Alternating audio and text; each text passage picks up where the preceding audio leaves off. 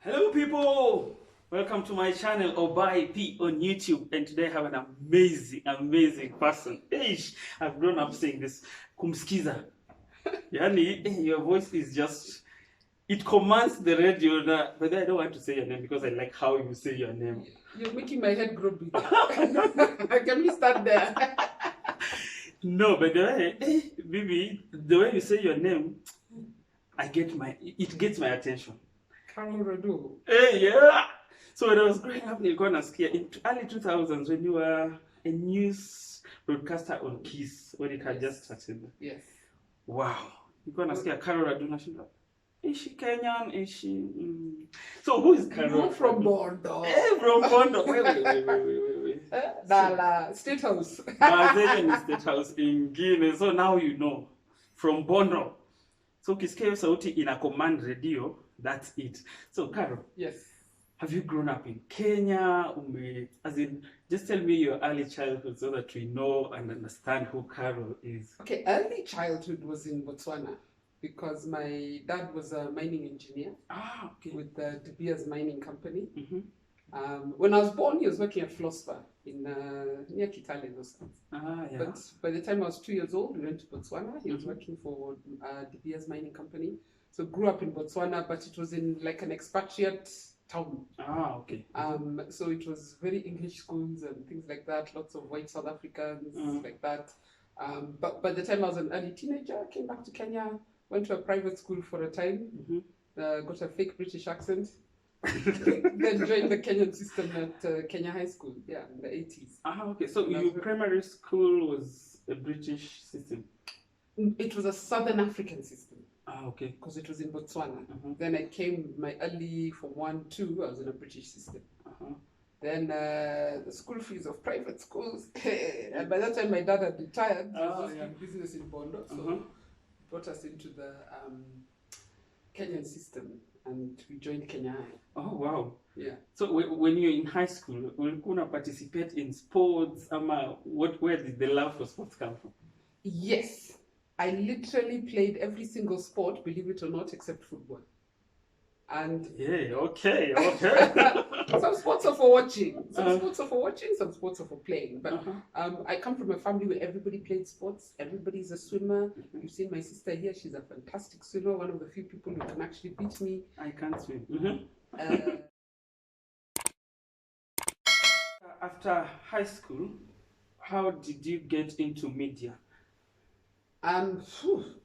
Almost by accident, almost by the fact that I had a voice that could be on radio. Okay. I actually got on radio before I got qualified to be on radio. Wow. There were voice tests being done. I got into theatre. I'm actually trained in theatre. Yes. Seriously? Yes. As in you can act? Stage. Well, when I was young, I used to act. Now life is a whole performance. With social media, you hardly know what's real and what's not real. So, it's become a daily act, unfortunately.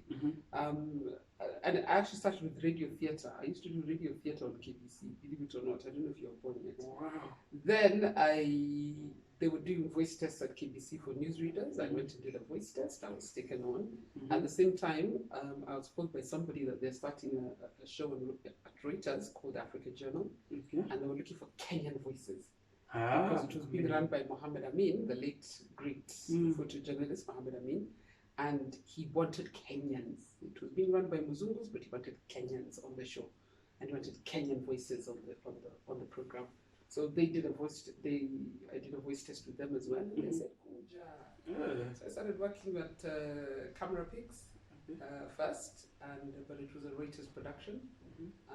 And then from there I got into news. Reuters were like, bring this woman. We want her on the news. So I moved to Reuters Television. We're covering Eastern Central Africa, news on Eastern Central Africa. And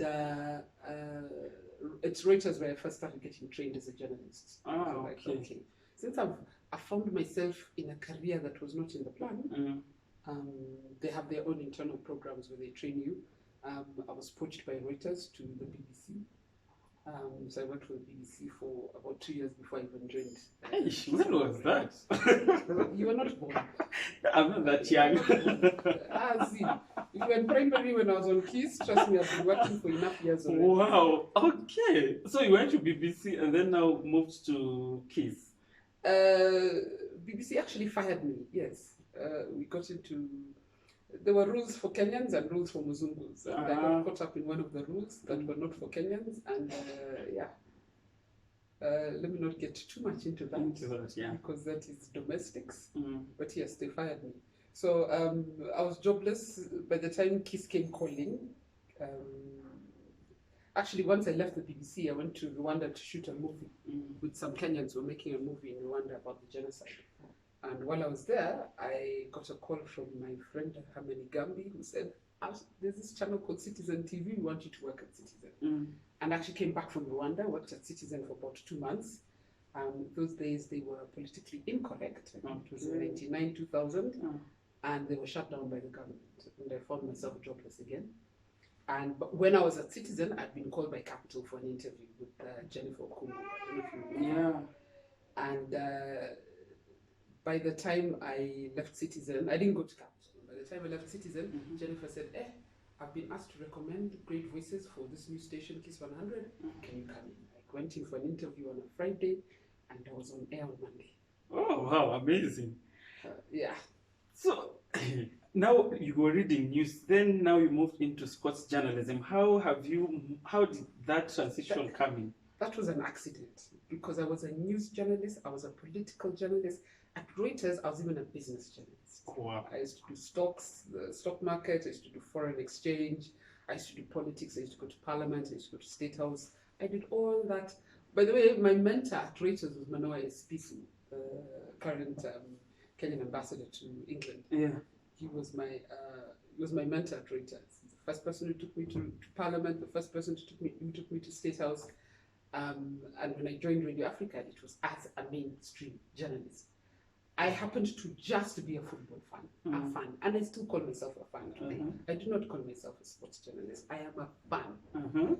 And 6 years into reading news at Radio Africa, they were starting a sports show, which became known as a score.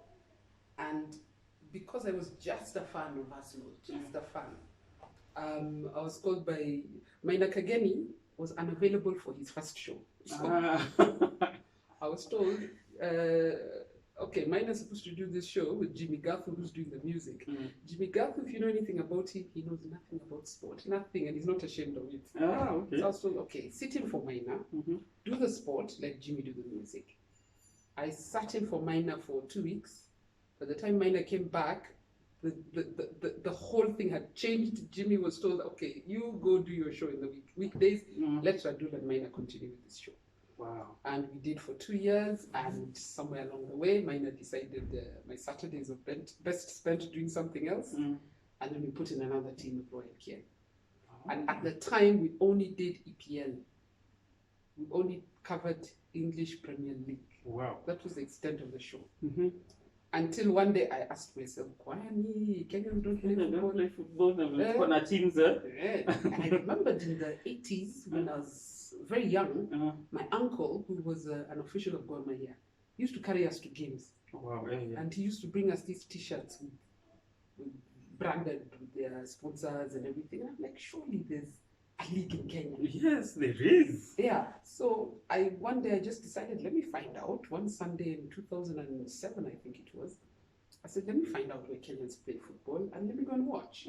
Because, yeah, it's nice to watch TV. Arsenal. But what do we have here? And the bug caught me. I went for one game.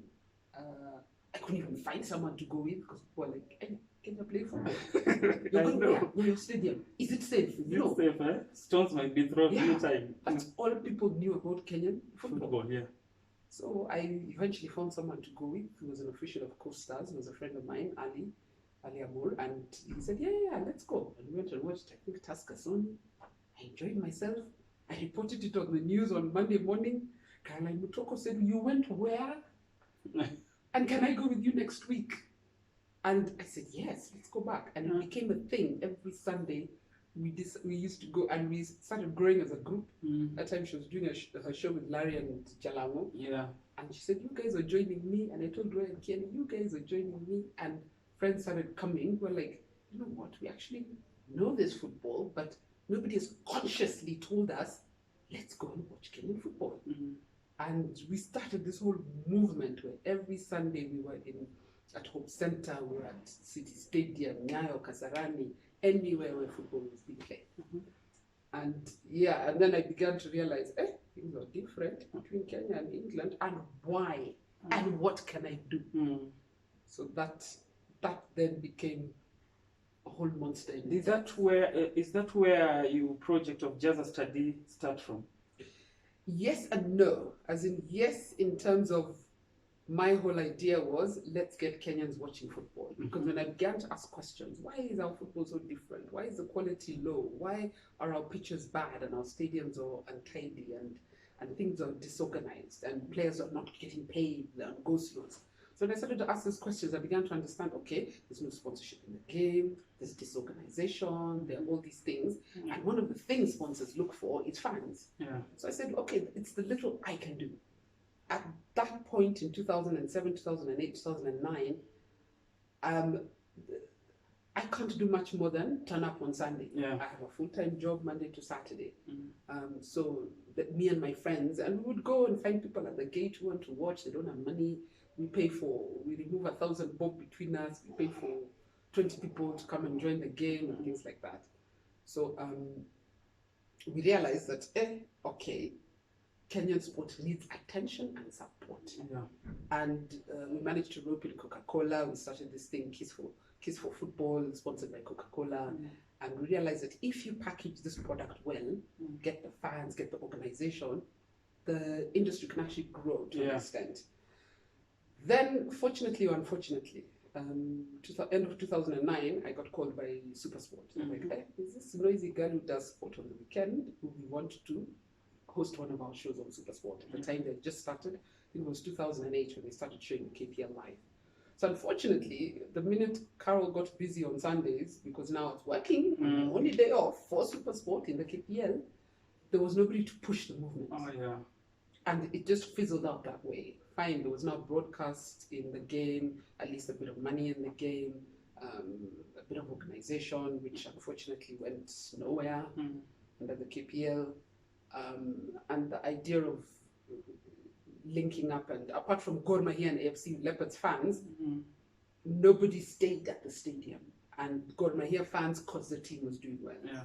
AFC Leopards, I think, was it 2007? They weren't even in the league. They had been relegated. I think they came back in 2008. So that idea of Jazza Study, which didn't even have a name back then, just fizzled out. So then I get this call in around 2016 from Chris Darling, and he says, we have this WhatsApp group. We have a few friends, some are from Dubai, some are somewhere in the States, all this stuff. And we have this idea of filling up the stadiums, and we think you can be an asset to this organization. And he said, can I add you to the WhatsApp group? He had been sent by Bram. You now know Bram Karamoja. Yeah. Bram had told him, go find that girl, because I think she can help us push this agenda. So the other part of the story, which I'm not part of, Bram and his team had been in this another WhatsApp group for football, discussing what can we do for Kenyan football. So Bram and a guy called Boita who lives in Dubai decided, they came up with the idea of Jazza Study and making it an organized entity, as in registering the company and trying to make it official. Because what I did in 2007 was Radull and her friends. Yeah. And the minute Radull is not there, it fizzles out. So when you make it a company and an organization, it's beyond, the officials. Beyond the name, Yeah. So because I had known Chris for 10 years, and Chris had been Bram's TM at Gore. So Chris told me, you join, I said, fine, put me on the group, let me hear people out. And I did, and I heard people out. They had Daddy Owen, they had Nomini, all these artists who would have been part of Jazza Study. Unfortunately, most of the team wanted instant results and instant financial gratification. Yeah.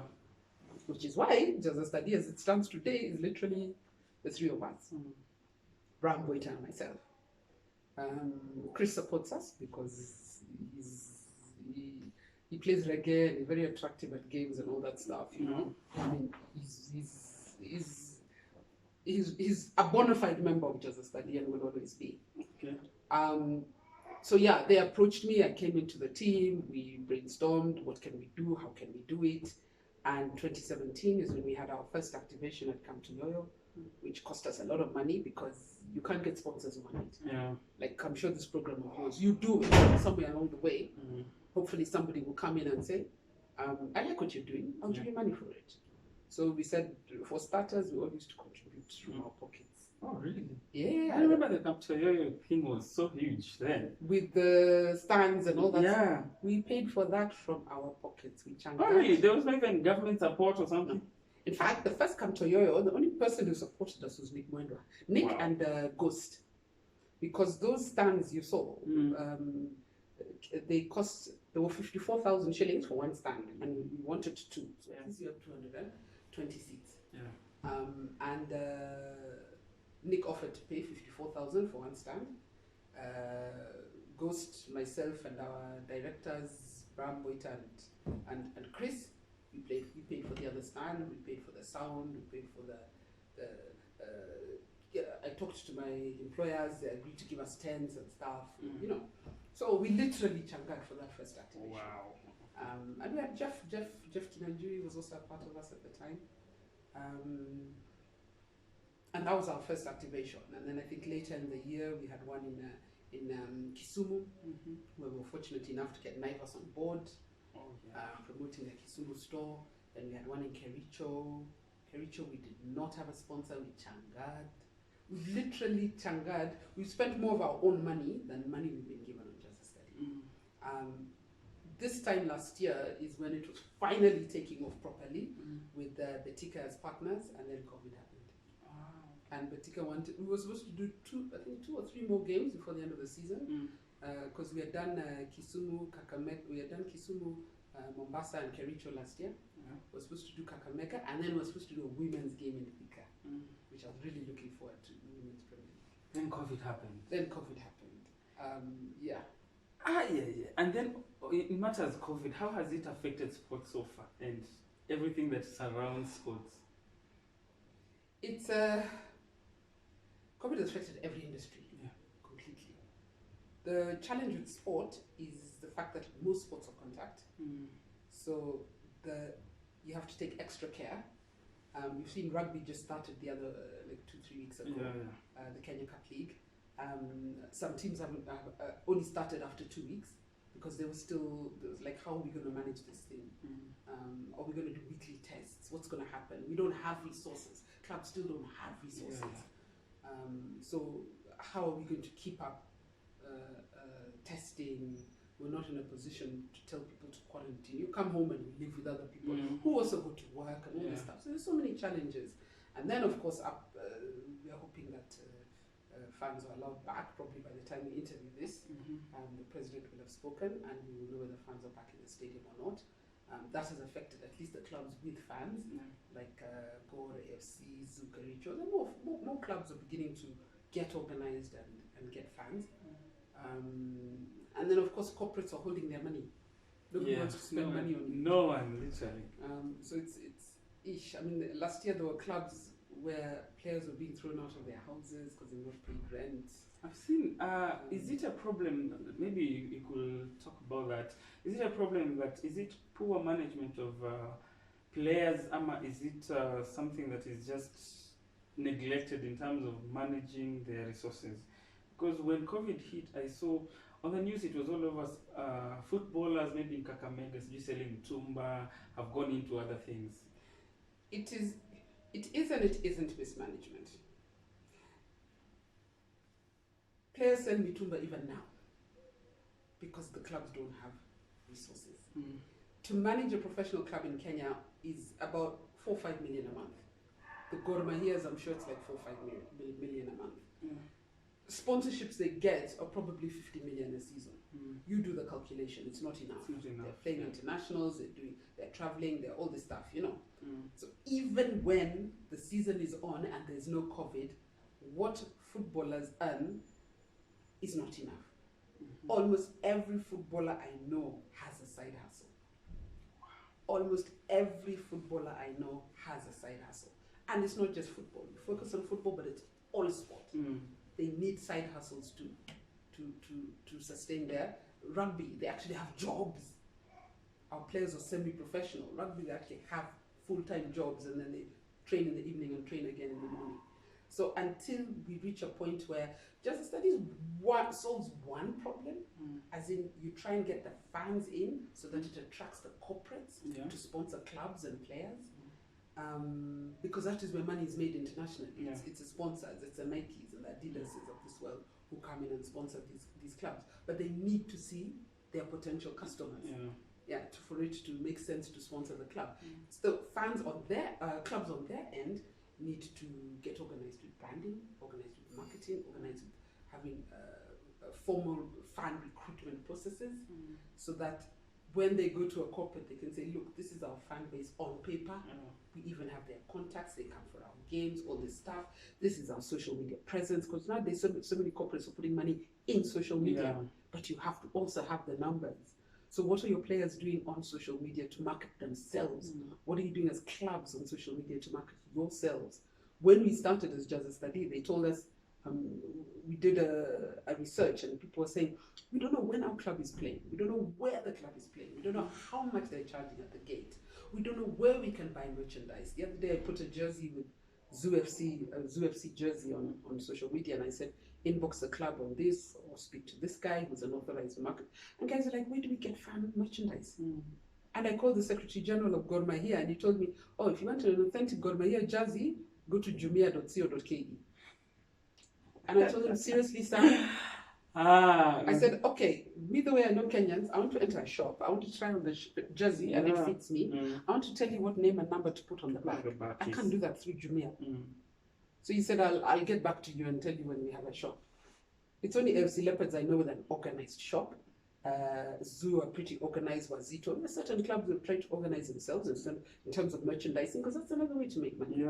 In fact, Wazito had even opened a gym when they first started, where you get gym membership, and any money from that gym goes into the club. So we have some clubs, City Stars have got a Sonko who's come, and Jonathan Jackson who's come, and his foundation is funding the club. So a few clubs are getting organized, but there's stuff the federation needs to do. First of all, don't show corporates like you're always fighting, because corporates don't want to get into anything that sounds. So in terms of that management, there's a problem. Right now, several of the leagues have sponsors because the federation has negotiated those contracts. Unfortunately, some clubs were not even involved in getting into that those negotiations. Then you have leagues like the NSL that are sponsored by Betika, and clubs, you have to fight for them to get their money. Right now, Betika paid FKF in October. They showed me the paperwork. I hosted NSL officials here, including the chairman of the secretariat, the Western Steamer chairman, and that was about 3 weeks ago. They had still not received a penny from FKF. Right now, they've received half of the 750,000 they're supposed to get in the season. They've been told halfway through the season, you'll get the other half. Yet the sponsor paid all the money in October. So there's just certain things that then also discourage sponsors from getting involved in these with the leagues. So FKF needs to show that we are transparent, we're professional, we will look after your money when it gives us, we will ensure fixtures are honored, and all these things. Then there's the clubs who need to work on branding and marketing and recruiting fans. Then there are the fans who need to stop complaining and actually go to the stadium and actually pay. Stop complaining about 100 bob. There are people who fly to England and buy an Arsenal ticket for 45 euros. You know, it's almost 5,000 bob. Without blinking. I've not even talked of flight and accommodation. You know, without blinking. But why do we complain when you're told a God game is 1,000 bob VIP and 500 terraces? No, it's 150 bob.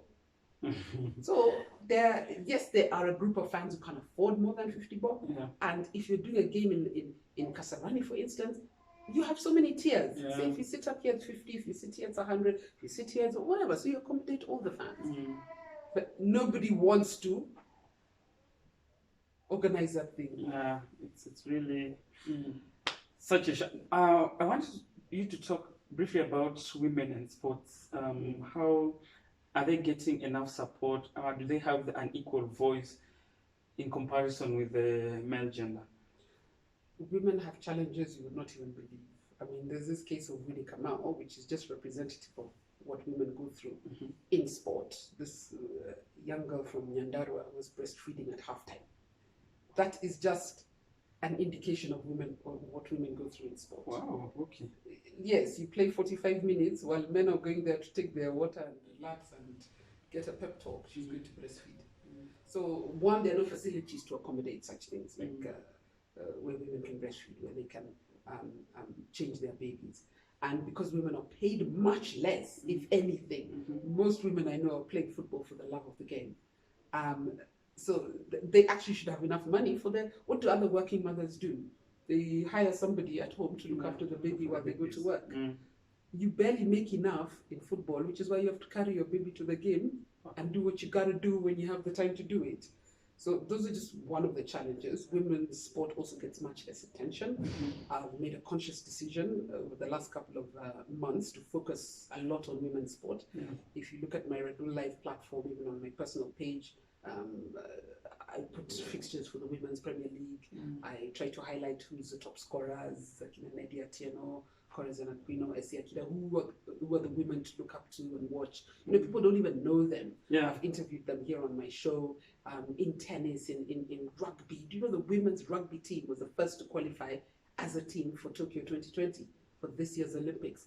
Nobody even knows that the Kenya Lionesses did that. Yeah. And they didn't even have transport to go to Tunisia for qualifications. But when they came back with the qualification, they got a congratulatory tweet from their patron. Yes, this year's for sport. But women's sport, we also need to go and watch women's sport because it's the same principle. Get the fans in the stand, get the corporates to sponsor. But I also tell the corporates, I don't know why a team like Malkia Strikers, the volleyballers, don't have corporates from here to high heaven lining up to sponsor them. I know, and they're African champions and have been for so long. Their only competition is Cameroon. Cameroon sends their ladies to go and camp in Eastern Europe or Cuba, which is like, in football terms, Brazil and Germany, you know, the powerhouses or Japan, the powerhouses of volleyball. And yet these women are African champions. They go to the World Championships every. I can't remember the last time they didn't go to the World Championship. And yet they're not even called to say thank you. Right now, there's charity sweepstakes, so they stepped up to sponsor the Olympic team as a whole.